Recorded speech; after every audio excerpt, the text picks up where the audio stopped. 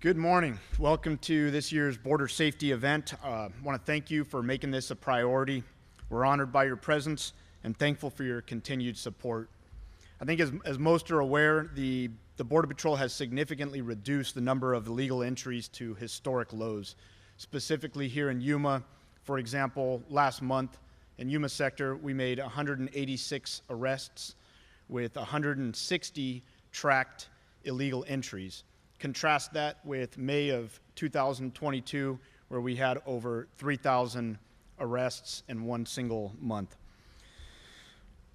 As a result, we have far fewer people who are risking their lives, who are making that choice to use the cartels to illegally enter the country. That number has significantly reduced. Yet we're still experiencing people attempting to illegally enter through remote and dangerous terrain, and that's why we're here today. We're here to promote our border safety initiative, which has been highly effective in reducing deaths along the border. With the help of the community and those gathered here today, we can spread the word further about why border security is important and what our fellow citizens can do to help reduce these preventable deaths and exploitation of people seeking to come to the United States. First off, our successes and challenges on the border impact nearly every aspect of life in every county and city throughout our country. From the food we consume, the products we use, to the access to illegal narcotics, border security is involved. And our ability to succeed in this challenging mission is dependent on cooperation from the community. U.S.-based employers and companies who knowingly hire illegal labor are also responsible for driving the demand for human smuggling into the United States. Human smuggling that results in far too many deaths and far too much abuse, contrary to our values as a nation. In short, if you hire illegal labor, you are funding the cartels. As part of our success in reducing illegal entry, I would like to thank our agriculture community here in Yuma for their exemplary conduct in adhering to labor and immigration laws. Unfortunately, many people still believe that the American economy can't function without illegal aliens. However, the Yuma agricultural community has proven otherwise. These businesses utilize legal pathways to supplement their workforce with foreign workers who have been issued H-2A agricultural seasonal visas. There's no cap on the number of H-2A visas that can be issued to perform agriculture-related work, so long as companies can demonstrate that domestic labor is not available. So not only does that guarantee that each H-2A worker has been properly vetted, it also ensures that they do not needlessly place their lives in the hands of smugglers who force crossing through dangerous waterways, barren stretches of the desert along our border. This arrangement is a win-win for both the employee and the employer, as it ensures non-immigrant workers receive a fair wage, safe working conditions, and contributes to the economy on both sides of the border. And it fosters goodwill between both nations. So to our friends in the agricultural community who are committed to doing it the right way, thank you. Unfortunately, there are far too many employers who choose not to fill labor demands in line with our laws, instead choose to hire illegal labor. This single decision is what drives so much of the human smuggling we face, and it's preventable by companies simply using DHS's E-Verify system. The desire to cross illegally fuels the cartels as they make extensive profits off this type of organized crime. One of the cartel's tactics is they use foot guides or coyotes to guide people through the deserts, through the mountain ranges. These foot guides and the smugglers that bring them here do not care about their lives. They care solely off profiting off of them, and they will abandon them in an instant to save themselves. Our temperatures have already surpassed 100 degrees here in Yuma, and it's only April. Water is heavy and difficult to carry, so most people entering illegally, they simply don't carry enough water. And in the vast and east desert of Yuma, it's physically impossible to carry enough water to survive a multi-day journey. It's easy to get lost, especially when you've been abandoned by your foot guide. Extreme thirst and dehydration sets in quickly, which unfortunately leads to deadly outcomes. So because of these deaths and other tragedies that we face along the border, The U.S. Border Patrol back in 1998 created the Border Patrol's Search, Trauma, and Rescue Team, also known as BORSTAR. These agents are highly trained in advanced search and rescue techniques, and they're also highly trained in tactical emergency medical care.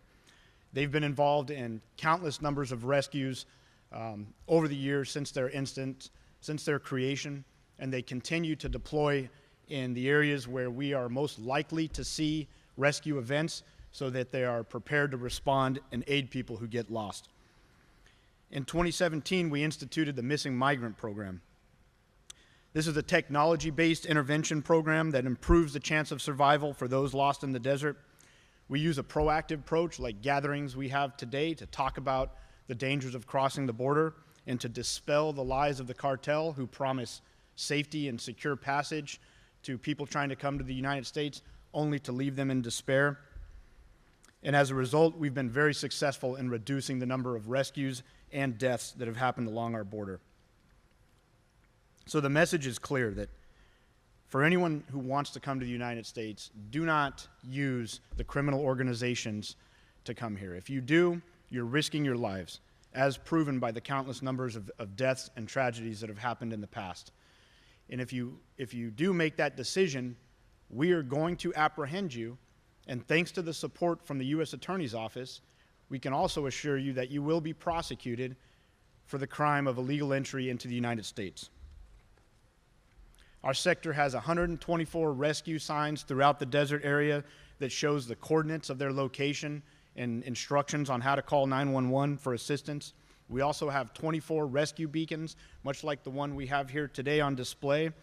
These have a button that people can push to activate a signal for help. And I'm happy to report that for the last 3 years, our efforts here in Yuma have been even more successful. By this time in fiscal year 2024, Yuma Sector had 89 rescues. So this time last year, we had 89 rescues, and we had 6 deaths. So far, for the same time frame this year, there have been 19 rescues and 1 death, marking an 80% reduction in rescues and deaths from this year to last. We're proud of our humanitarian efforts, but we do not do this alone. We work very closely with our partners at CBP's Air and Marine Operations. We work with other federal, state, local, tribal law enforcement partners and our colleagues from the Mexican, Guatemalan, and Ecuadorian consulates, and with support from the community as well. For those of you who are part of those organizations, thank you for your service. Our unity makes a difference. Yes, we are excited about this success, but we're not planting the flag of victory just yet. Our adversary and their endless thirst for illicit profits never stops looking for ways to exploit our border.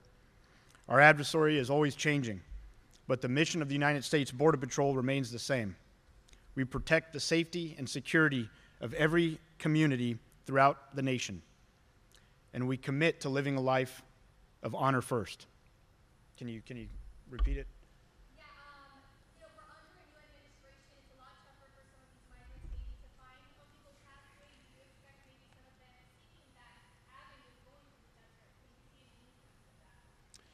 We're not seeing an increase. We saw people cross. We've always, going back several years, we've had people crossing through the remote regions, people who are trying to get away.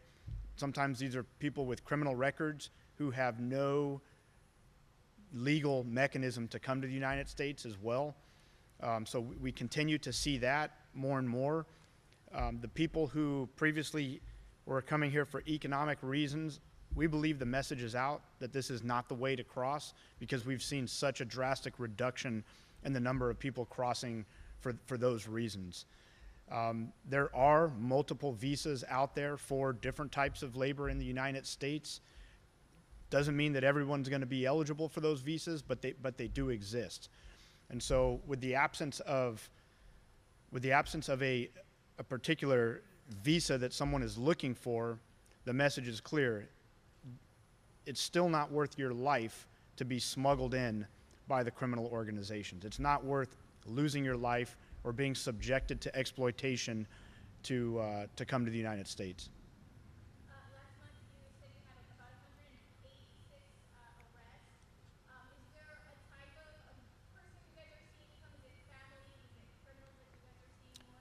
Now we are seeing mostly single adults. We do still see some family units, but the majority of our arrests are single adults, and the majority of those people do have criminal records. Liliana?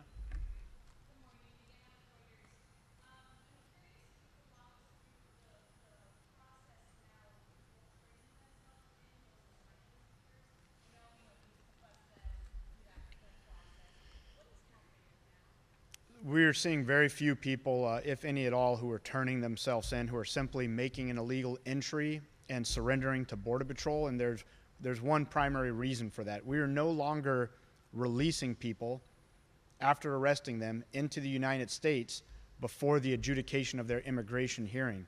That single change is one of the largest reasons why we had so many people who were entering illegally and surrendering to Border Patrol, because there wasn't an immediate consequence for that illegal activity.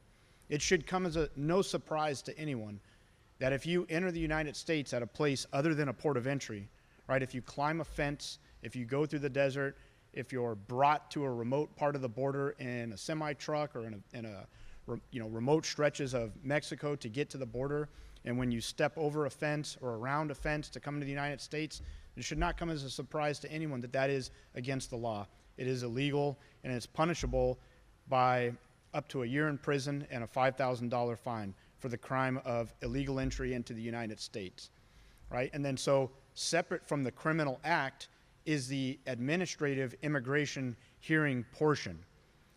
So when someone makes the illegal entry, they're looking at potential criminal prosecution, and then if they make a claim of fear, if they claim that they have a fear of returning to their country, then they have the right to have their case heard by an asylum officer, depending on the scenario, or potentially an immigration judge. And so when we do have people who make a claim of fear, that claim will be heard by an asylum officer and potentially an immigration judge. We are adjudicating those cases quickly and expeditiously removing people from the United States who do not have a basis to remain in the country. Statistically looking back, we found that by and large, the majority of the people who were making claims of fear, also known as asylum, did not meet the criteria for asylum. And that is a fear of persecution from your government from where you are coming from. We have many people who have a claim for economic gain. They want to make more money, make a better living. That is not a reason for asylum. Or people fleeing general violence is also not a reason for asylum. So people still do have the ability to make a claim of fear. That remains and that exists. That does not overshadow the crime of illegal entry. So you can seek support at a consulate, at an embassy abroad, or potentially at a port of entry. Thank you.